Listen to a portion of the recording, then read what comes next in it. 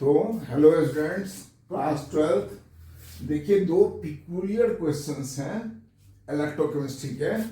पहला है define over voltage with example. Over voltage क्या होता है ना, वो आपको एग्जांपल के साथ एक्सप्लेन करना है। और दूसरा है calculate the standard cell potential in which reaction takes place is. Reaction आपको दिया होगा, इसका निकालना आपको स्टैंडर्ड वोल्टेज। साथ ही साथ also calculate delta R delta G not, यानी कि स्टैंडर्ड गिव्स फिनल चेंज निकालना है और इक्विलिब्रियम कांस्टेंट केसी भी निकालना है। तो पहले इसको देखते हैं ओवर वोल्टेज क्या होता है।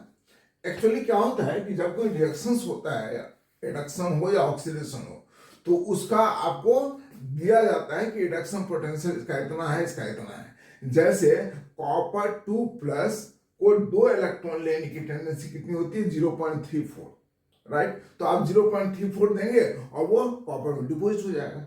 लेकिन कभी कभी क्या होता है, किसी पर्टिकुलर इलेक्ट्रोड रिएक्शन में थ्योरेटिकल वैल्यू जितना है उतना से वो रिएक्शन नहीं होता है, उसको आपको उससे ज्यादा वोल्टेज देना पड़ता है, क्योंकि वह काइनेटिकली बहुत स्लो होता है। नहीं, काइनेटिकली बहुत स्लो होता है तो उसको थोड़ा सा और एक्स्ट्रा वोल्टेज देंगे तब वो रिएक्शन होगा, नहीं तो नहीं होगा। वह जो एक्स्ट्रा वोल्टेज आपको देना पड़ता है किसके रिस्पेक्ट में, जो स्टैंडर्ड वोल्टेज दी हुई है उसके उससे ज्यादा जो जितना देना पड़ता है उसी को बोलते हैं ओवर वोल्टेज। जैसे एक्वस NaCl का आप इलेक्ट्रोलिसिस करोगे तो NaCl के इलेक्ट्रोलिसिस में क्या मिलेगा, NaCl से Na+Cl- और वाटर, एक्वस तो वाटर भी होगा, H+OH-।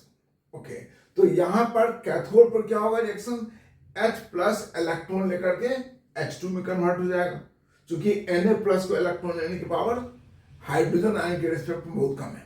लेकिन एनोड पर क्या होता है, तो एनोड पर ऑप्शन है आपका, देखो 2Cl- Cl2+2 इलेक्ट्रॉन, इसका दिया हुआ वैल्यू -1.36, इसको होने की टेंडेंसी इतनी है, और वाटर को ऑक्सीडाइज होने की टेंडेंसी इतनी है।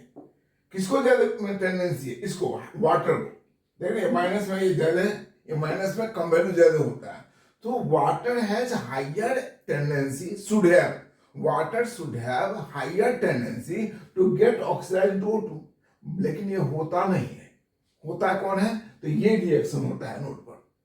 क्यों, क्योंकि ये जो रिएक्शन है इसको होने के लिए ज्यादा वोल्टेज चाहिए, जितना है उससे ज्यादा चाहिए, राइट। हम उतना दे नहीं पाते, उससे पहले ये रिएक्शन हो जाता है। तो ये जो एक्स्ट्रा आपको देना पड़ेगा वाटर को इलेक्ट्रोलिसिस करने के लिए, वाटर को ऑक्सीडाइज करने के लिए, उसी को बोले एक्स्ट्रा वोल्टेज या ओवर वोल्टेज या बबल्स वोल्टेज। तो हमने लिखा है some electrochemical process are theoretically feasible, theoretically feasible है, but they are kinetically very slow at lower voltage and do not occur. In such cases, some extra voltage required than theoretical standard electrode potential. जो theoretical standard electrode potential से है उससे ज्यादा देना पड़ता है। This extra voltage required is called over voltage or bubble voltage. Example one बता, during electrolysis of aqueous NaCl, the oxidation reaction at anode may be either this or this.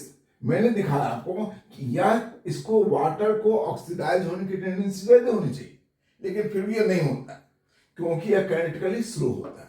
तो क्या लिखा है, as reaction B should have more chance but actually reaction A occur and liberate chlorine. क्यों, because oxidation of water needs greater voltage, higher voltage, because it is kinetically slow process. Clear हो गया। तो over voltage क्या होता है कि जितना theoretically देने से वह ऑक्सीडेशन हो जाए उतना देने से नहीं होता है प्रैक्टिकली, उससे ज्यादा वोल्टेज देंगे तब होगा, नहीं तो नहीं होगा। दैट जो एक्स्ट्रा देना पड़ता है, ज्यादा देना पड़ता है वोल्टेज, उसी को बोलते हैं ओवर वोल्टेज। Clear, okay.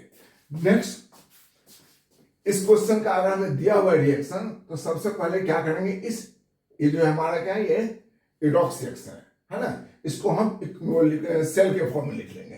तो देखो इसमें क्या हो रहा है, Fe3 जो है इलेक्ट्रॉन लेके Fe में जा रहा है, तो हमने इसको लिखा राइट में, और I माइनस I2 ऑक्सीडेशन हो रहा तो लेफ्ट में लिखा। पहले लिख लेंगे इसको। अब इसका वोल्टेज क्या होगा, इसका स्टैंडर्ड वोल्टेज क्या होगा, E not R minus E not L, this minus this, इसका वैल्यू -0.77 होता है। क्या होता है, प्लस 0.77, और इसका होता है I माइनस से I2 का इतना वैल्यू होता है। ये सॉल्व किया तो इतना वोल्टेज निकल गया आपको। ओके, अब इस रिएक्शन का n का वैल्यू क्या होता है, n मतलब कितना इलेक्ट्रॉन एनोड से कैथोड को जा रहा है। तो देखो I माइनस 2I माइनस से I2 यानी कि 2 इलेक्ट्रॉन, और यहाँ Fe3 से Fe2, लेकिन 2Fe है ना, तो 2 इलेक्ट्रॉन, तो n का वैल्यू 2 हो गया। तो डेल्टा जी वैल्यू क्या होता है, माइनस NFE नॉट से, n का 2 हो गया, F ये लिखा और ये नॉट ये लिखा, ये सॉल्व कर इतना आ गया कुछ। अब नेक्स्ट होता है डेल्टा जी नॉट आर का फॉर्मूला, ये भी होता है -2.303 RT log Kc। तो आपको निकालना है इक्विलिब्रियम कांस्टेंट Kc निकालना है। So log Kc is equal to this by this होगा, इसको वैल्यू यहां पुट किया, इतना आया वैल्यू। इस वैल्यू को Kc is equal to NT log of this हो गया, इसको सॉल्व किया आ गया। सो दिस इज द इस टाइप के रिएक्शन है, ठीक है। तो ये दो पिकुलियर टाइप के रिएक्शंस आपने किए हैं। 2 क्वेश्चंस और हम करेंगे इलेक्ट्रोकेमिस्ट्री से, फिर इलेक्ट्रोकेमिस्ट्री आपका खत्म। Okay, thank you.